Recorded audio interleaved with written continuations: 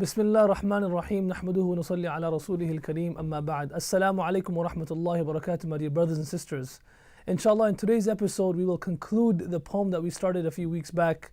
Imam Shafi rahimahullah, he says, إذا ما كنت ذا قلب قنوع إذا ما كنت ذا قلب قنوع فأنت ومالك الدنيا سواء ومن نزلت بساحته المنايا فلا أرض تقيه ولا سماء ومن نزلت بساحته المنايا فلا أرض تقيه ولا سماء وأرض الله واسعة ولكن إذا نزل القضاء ضاق الفضاء دع الأيام تغدر كل حين دع الأيام تغدر كل حين فما يغني عن الموت الدواء. إذا ما قال لي ربي أما استحييت تعصيني وتخفي الذنب عن خلقي وبالعصيان تأتيني فكيف أجيب يا ويحي ومن ذا سوف يحميني أسلي النفس بالآمال من حين إلى حين. In these last lines of this great poem of Imam Shafi rahimahullah, he highlights another quality. You see, the first few lines he speaks about the generosity of the soul, tolerance, forgiveness. Then the second part of the poem he speaks about the generosity a person should have with his wealth, what we spoke about in the last week's episode. So he just highlights one. Second, the third part is he speaks about something that's very relevant to us nowadays. We live in a society that, yes, it is true that we have advanced theoretically. In theory, we have much more now. We have much more means of comfort and luxury now than we did 100 years ago or 1,000 years ago. Take, for example, the kings of the past. It doesn't matter how many maids or servants they had 1,000 years ago. They never felt the feeling of air condition or how it feels to be so cool in a room with 100 degrees outside, and they can have all these people fanning them. But what we feel now when we walk in at 90 degrees outside, we walk inside a room that has air conditioning, this was not felt before. We have modes of transportation that have never been seen in the past. We have airplanes, cars. It doesn't matter how great a king was 500 years ago, he still sit on the back of a horse and go. And everything has become, theoretically, things have become easier, more convenient for us. But if we look at it, anxiety, depression, stress, insomnia, has, how Shaykh Sulaimanullah says, has become the order of the day. Joy, happiness, prosperity is something of the past. And why is that? Why? Why is this happening? That these, like the true joy and the true happiness is lost from people's lives. Why is that happening? Imam Shafi rahimahullah, he alludes to that. He says, إِذَا مَا كُنْتَ ذَا قَلْبٍ قَنُوعٍ. He says, oh my friend, if you just possess this one quality, أنت ومالك الدنيا سواء. You and the king of the world are equal. What is that quality? He says the quality is contentment. That it is because the lack of contentment that we have seen problems like depression, anxiety, mental illness that's taking place in the world today. Contentment is what makes a person happy even if he or she doesn't have a penny to their name. And the lack of contentment is what makes a person miserable and depressed, even if that person is the king of the world. This is the modern day poverty. In the midst of luxury, in the midst of luxury and affluence, we're not happy. This is the modern day poverty. That is why the Prophet ﷺ used to say, ليس الغنى عن كثرة الأرض ولكن الغنى غنى النفس. Wealth is not by how much you accumulate, but the true wealth is the contentment of the soul. It is not how much more I have. It doesn't matter how much more money I have. How they say, money can buy a bed, but it cannot buy sleep. Money can buy a clock, but it can't buy you more time. Money can buy you a companion, but it can't buy you love. Money can buy you medicine, but it can't buy you cure. This illusion that the more money I get, and the more respect I get, and the more power I get, and the more I satisfy my desires of smoke more, do more drugs, that's when I'll reach that station of being totally content, is a complete illusion. Ask those people who have reached that station and ask them that $1,000,000 question, are you content and satisfied now? And if they're true and they're honest, they will say, no, we have not. We have not reached that station right now. That is why the Prophet once he said, مَنْ يَأْخُذَ عَنِّي هَؤُلَاءِ الْكَلِمَاتِ فَيَعْمَلْ بِهِنَّ أَوْ يُعَلِّمُ مَنْ يَعْلَمْ بِهِنَّ. He said, who is there that can take these 5 pieces of advice from me and he can act upon it, or teach someone who can act upon it?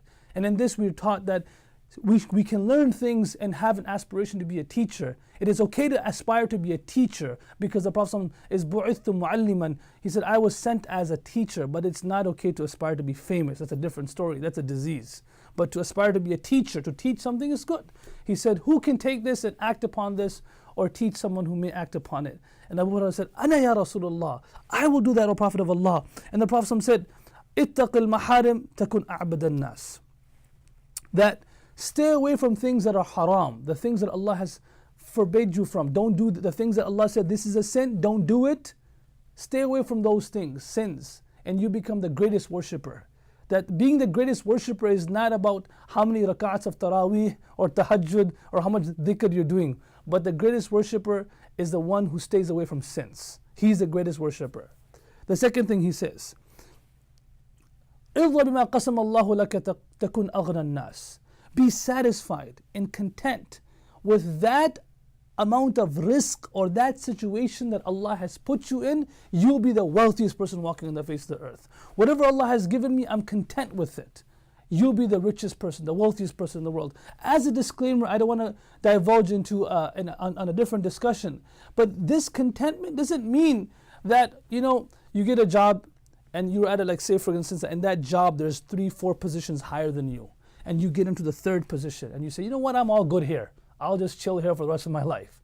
That's not what that means. That means, no, it's okay to aspire to get to the highest position and shoot for it, work for it. But then if you don't get it, you're okay with the decision of Allah. You say, Alhamdulillah. But that doesn't mean you become lazy and say, no, I'm all right over here. Like a sick person who becomes sick. Is I'm okay, I'm content with the decree of Allah. I'm not going to get any medicine. I'm all good. That's not what it means. No, you get the medicine, you go to the hospital, but if you're still sick, you say, I'm content. Say, Alhamdulillah. That's what that means. So let's not get lost with the word. Contentment doesn't mean laziness. Doesn't mean to be excellent in our studies. You study all semester and you get a bad grade. I'm content with Allah's decree. That's not what it means. You work hard. You try your best, but then whatever result you get, you don't put your head down. You say, Alhamdulillah, that's what Allah destined for me. So the second thing he says, that be satisfied with that which Allah has decided for you and decreed for you. You'll be the richest and wealthiest man walking the face of the earth. Then he says, Ahsan ila jarika takun mu'minan. Be good to your neighbor, you'll be a believer. Ahibba linnasi ma tuhibbu li nafsika takun musliman. And love for your brother what you love for yourself, you become a true Muslim, a true submitter to Allah subhanahu wa ta'ala. And he says, وَلَا تُكْثِرُ الضِّحْكِ فَإِنَّ كَثْرَةَ الضِّحْكِ تُمِيتُ الْقَلْبِ. And the 5th advice he gave, and don't laugh too much, because laughter hardens the heart, it kills the heart. And the source of all good is the heart. And if it's dead, it's like there's no water, how can crops grow? So all these qualities we're talking about come straight from the heart. So this is called qana'at, being satisfied with that which Allah has given us. Musa alayhi salam asked Allah once, Ya Rabb, tell me something. Ay ibadika ahab ilayk. Which servants of yours are the most beloved to you? And he said, Aktharuhum dhikra. My servants that remember me the most are the most beloved to me. Then he said, Ay ibadika aghna. He said, which one of your servants are the most wealthiest, the richest, right? We want to be the richest person, the wealthiest person. So he's asking, oh Allah, which servant of yours is the wealthiest? And then Allah says in response, he says, أَقْنَعُهُمْ بِمَا أَعْطَيْتُهُ. The one who is the most content in that which I have given him. So this contentment is what we aspire. Imam Shafi'i is saying over here that if you have this contentment, then you and the king of the world are equal. Because the king of the world who doesn't have contentment is still tossing in bed. Why do we see that the wealthy, the elite class that have perfect jobs and everything is fine in their life, but insomnia is growing day by day. They can't sleep at night. And the man who's poor, living in some village in some third world country, he finds a shade under a tree and he sleeps for 10 hours. How does that happen? And finally, contentment, it's not something, it's not a disposition that we were born with. It's not a disposition that we were born with. Rather, it's a decision we can make.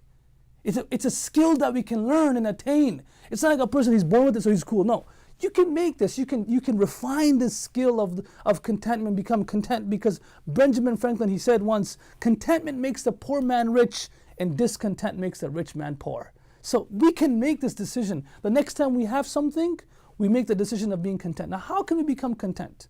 How do we do this? Now, we're not going to talk about it in detail, but there's a direct correlation between content and gratitude. Being content and being grateful.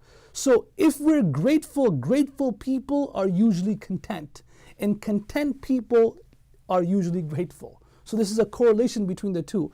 And I'll end by this ancient Greek philosopher, Epicurus. He says, beautifully, he says, do not spoil what you have by desiring what you have not. What you have right now, don't spoil it. Enjoy the moment. You know, you're sitting in front of your wife, or you're sitting in front of your mother, or you're sitting in front of your husband, your children. Don't spoil that moment with something you don't have.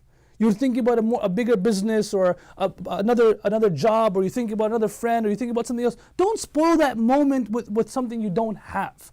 He says, do not spoil what you have by desiring what you have not.